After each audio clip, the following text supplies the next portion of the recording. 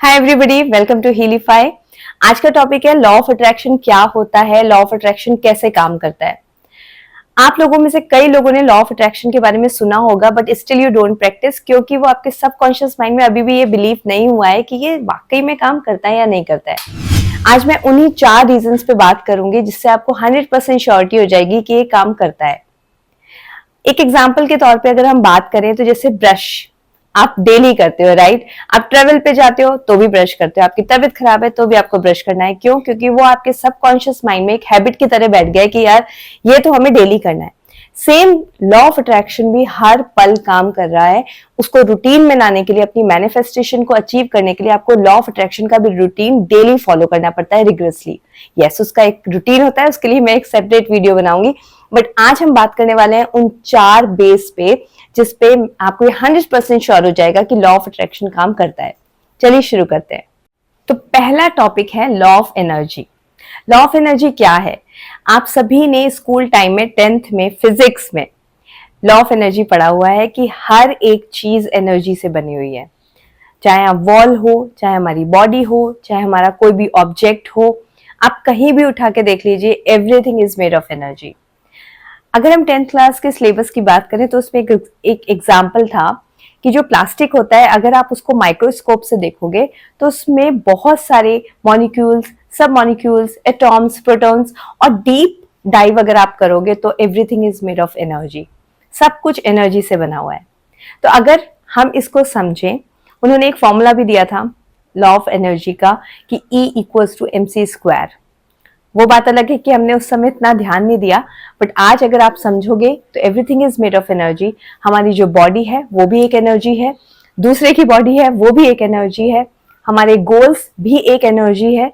तो आपको कभी लगता होगा आप किसी रूम में एंटर हुए और आपको एक अलग सी वाइब लगती है जिसको आप वाइब कहते हो, right. That is all energy.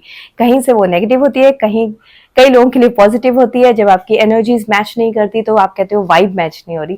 तो डेफिनेटली एनर्जी एग्जिस्ट, एंड आपको ये चीज माइंड में रखना पड़ेगा कि everything is made of energy. अब आइए बात करते हैं सेकेंड टॉपिक पे, जो कि है energy can not be created और destroyed but it can be transform from one form to another. इसका क्या मतलब है कि एनर्जी को ना तो हम क्रिएट कर सकते हैं, ना हम डिस्ट्रॉय कर सकते हैं, उसको केवल एक फॉर्म से सेकेंड फॉर्म में चेंज कर सकते हैं। दैट मीन्स अगर हम प्लास्टिक का ही एक एग्जाम्पल लें जो हमने 10th क्लास में पढ़ा था, अगर प्लास्टिक को आप फायर के पास लेके जाओगे, अभी प्लास्टिक सॉलिड फॉर्म में है, जब आप उसको फायर के पास लेके जाओगे तो क्या होगा? It starts melting. मेल्ट होने से क्या होगा कि उसकी एनर्जी नहीं चेंज हुई है, उसकी एनर्जी पहले सॉलिड फॉर्म में थी, अब क्या हुआ है, कुछ एनर्जी उसकी गैस फॉर्म में हो गई और कुछ एनर्जी उसकी मेल्टिंग फॉर्म में हो गई, लिक्विड फॉर्म में हो गई। तो एनर्जी डिस्ट्रॉय नहीं हुई है, उसने केवल अपना एक फॉर्म चेंज कर लिया है। सेम वे में अगर मैं आपको एक एग्जांपल दूं कि अगर आपको किसी पुअर पर्सन को रिच बनाना है तो क्या ये पॉसिबल है?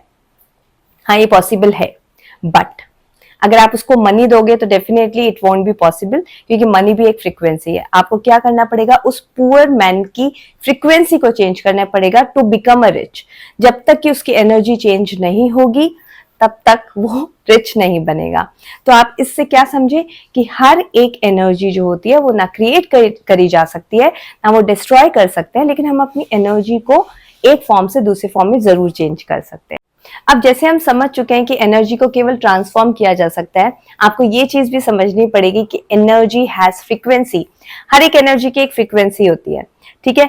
उस फ्रीक्वेंसी अगर चेंज होगी तो फॉर्म चेंज होगा। जैसे कि एग्जांपल के तौर पे जब आप छोटे बच्चे थे तो क्या आप वैसी की वैसी फ्रीक्वेंसी में अभी हो? यानी कि हर समय हंसते रहते थे, कभी किसी बात को सीरियस नहीं लेते थे, मस्त रहते थे। क्या आपकी वही फ्रीक्वेंसी आज है? क्या आप वैसे ही दिखते हो जैसे आप बचपन में दिखते थे? नहीं दिखते ना, राइट। क्योंकि जब हम बचपन में थे तो हमारी फ्रीक्वेंसी अलग थी, हमारी फॉर्म अलग थी। अब हमारी फ्रीक्वेंसी चेंज हुई तो हमारी फॉर्म भी अलग हुई।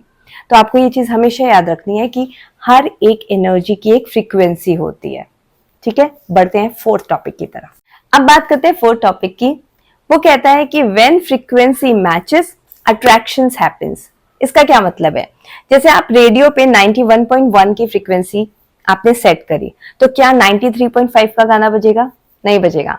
इसी तरीके से टीवी पे अगर आपने सोनी चलाया तो क्या जी टीवी आ जाएगा? नहीं चलेगा, क्योंकि जो सैटेलाइट से सिग्नल्स मिल रहे हैं वो उसी को अट्रैक्ट करके उसी पे ही अपना अट्रैक्ट करके वही आपके सामने आएगा।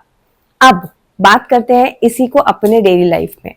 अगर आपकी फ्रीक्वेंसी है वरी और फियर, तो क्या आप अचीव कर जाओगे? क्या आप वो पोजीशन हासिल कर लोगे अपने कॉर्पोरेट वर्ल्ड में जो आप चाहते हो? नहीं, राइट? तो आपको अपनी फ्रीक्वेंसी को अपग्रेड करना है to match that frequency of opportunity, और फिर अट्रैक्शन डेफिनेटली होगा। तो यही लॉ, ये जो फोर्थ जो है वो यही कहता है कि जब फ्रीक्वेंसी मैच होती है तब हमारे अट्रैक्शंस हैपेंस होते हैं। अब फ्रीक्वेंसी कैसे अपग्रेड करनी है, फ्रीक्वेंसी कैसे बढ़ानी है अगर हम कहीं ना कहीं वरी में है, कहीं ना कहीं फियर में है, उसको मैं आगे वीडियोस में कवर करूंगी। Hope it clears and you are 100% satisfied कि हाँ, लॉ ऑफ अट्रैक्शन काम करता है। So be happy and will meet you in the next video. Bye.